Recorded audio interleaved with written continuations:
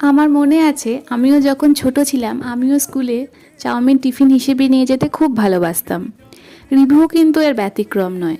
ছোট বড় সকলেই কিন্তু আমরা চাউমিন জিনিসটা পছন্দ করি।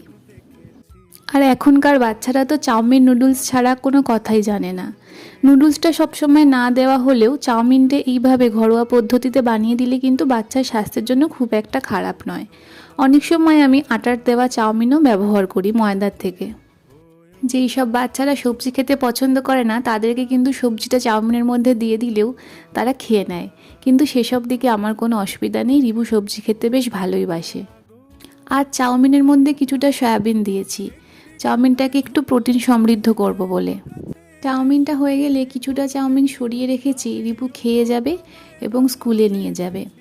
তারপর আমাদের চাউমিনটাতে বেশ করে একটু গোলমরিচের গুঁড়ো আর আমার কাছে একটা চাউমিনের মশলা ছিল যেটা পেঁয়াজ রসুন ছাড়া, সেটা ভালোভাবে দিয়ে নাড়িয়ে দিয়েছি।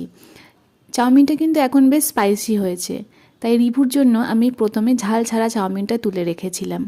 এবার রিভুর টিফিন বক্স গোছানোর পালা।